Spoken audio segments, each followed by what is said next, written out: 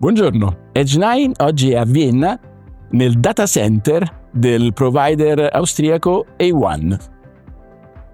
So, you are responsible for Exoscale, which is what you call a European cloud provider, which is part of A1. Maybe not everybody in Italy know who A1 and Exoscale are. Could you please tell us what is your mission and why are you different from other cloud providers? Sure, absolutely. So A1 is the leading telecommunication provider in Central Eastern Europe, headquartered in Austria, which is also like the biggest operation A1 has. Exoscale is the European sovereign cloud provider, fully owned by A1.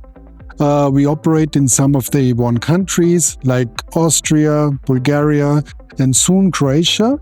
But we also operate in other European countries like Germany and Switzerland, where we basically have Exoscale zones. And those Exoscale zones provide basically everything you need to run modern cloud-native applications. So we do have compute, so virtual machines and all sorts of t-shirt sizes and specializations.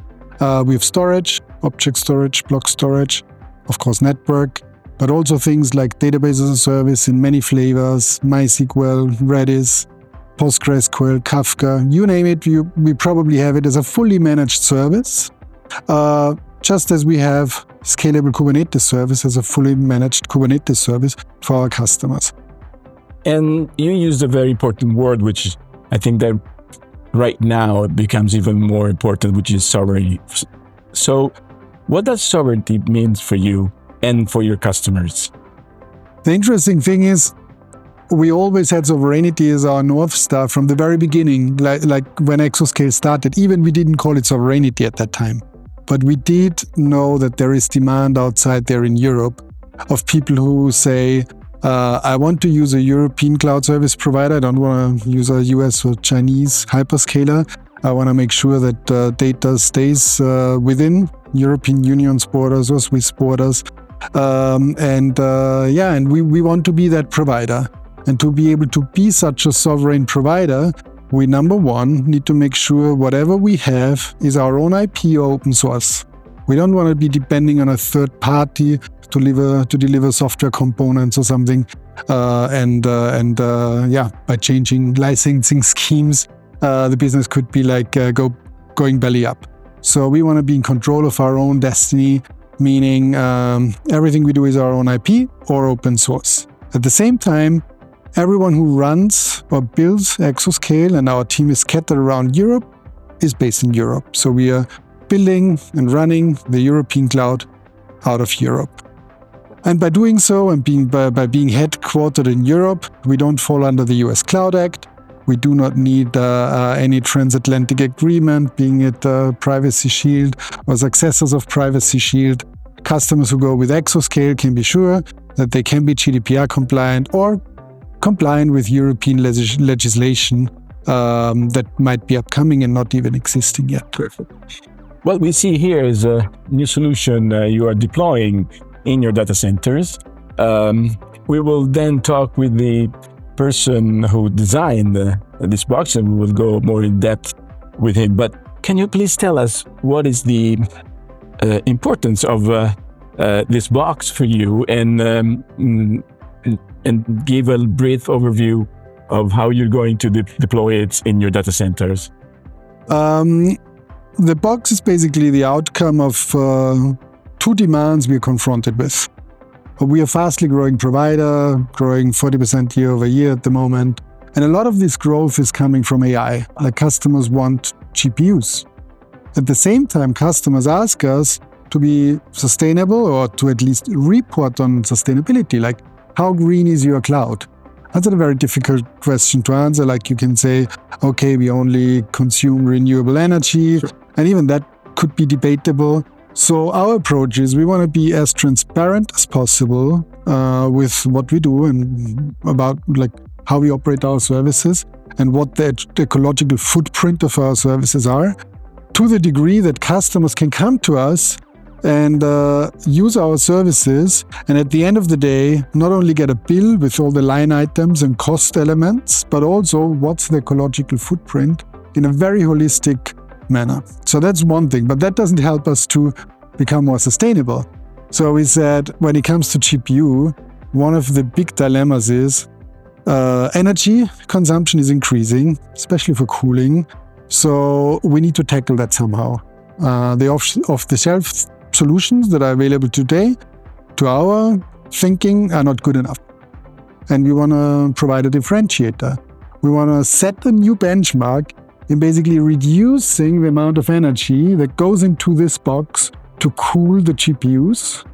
And the other thing is, we want to maximize the efficiency with which we extract the heat out of this box. So all of a sudden, we're not saying heat is bad, heat is good. We're isolating it in the box. We're producing a lot of heat even if we don't want to, but we're doing it in the most efficient way, like with minimum energy input and with maximum heat output. Adesso incontriamo Martin di Diggers, che è la persona che ha effettivamente sviluppato il concetto del box. You have created this box. We can call it cold box. Can you tell us what it is, how the idea came about, and what's actually inside of the box?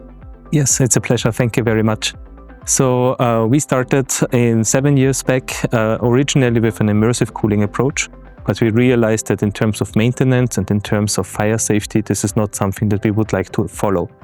So basically what we did is that we took all the advantages from immersive cooling and put it to a direct-to-chip level. So this is basically a direct-to-chip cooled, completely enclosed box. It's also double-sided. It is insulated, meaning that there's no heat, almost no heat going outside of the box. So we don't need any airflow going in or out of the box, meaning that we are able to build a data center without any air condition.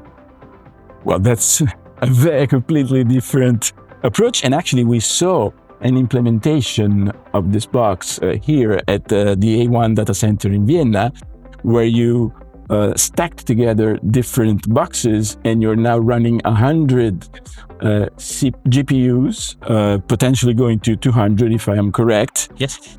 And you put it in what was before a storage room. Yes, that's absolutely right. So we need no raised floor. We need no special dust content. We don't need any special temperature within the air. So basically this is a rugged version, meaning that you can set it up in places where it's hot, where it's misty, where it's dusty. And we can basically build with this technology a data center anywhere where we would never think a data center could be. We have talked about what's outside of it. Can you tell us what's inside? Yes, it's a pleasure. So we have set here up servers with 2 CPUs and 6 GPUs on each server. And one box contains 4 servers. The power supply, the power shelf is on the top side. And basically all the connectors inside of the box are designed for an IP67 design, meaning it is dust-proof and waterproof until one level of 1 meter of altitude. And what are the main advantages of using this approach? So one, we have already established. You can install this infrastructure in a room that doesn't need to have the requirements that usually server rooms have in data centers. Yes, that's right. But there is also one of the elements that the GPUs are impacting on is in terms of the power requirements, and this has an impact on sustainability. Does your solution actually help also on that side? Yes, that's absolutely right. So as we don't need any air condition, we get at the end of the day hot water out of the data center, and this hot water can be utilized in many different ways, including district heating. So meaning if we would combine all factors, we have almost no fans, we don't need a compression chiller on the top of the roof, and we are able to feed energy into district heating networks, means that we have a total energy reduction of around 50% compared on the overall consumption of the data center. Well, that's quite revolutionary. So right now, this doesn't look like a regular rack in terms of size. So it's, let's say it's a custom-built design. Are you thinking about creating something similar that would fit in regular rack space design? Yes, so this form factor resulted out of the fact that we wanted to put data centers also under rough conditions. And for this reason, the height of the door doesn't overreach a certain level, because otherwise you wouldn't get the ceiling done. And within our development, we have the standard 19-inch configuration as well available. And we will also orientate ourselves more on the Open Compute project in terms of power supply and in terms of manifolds.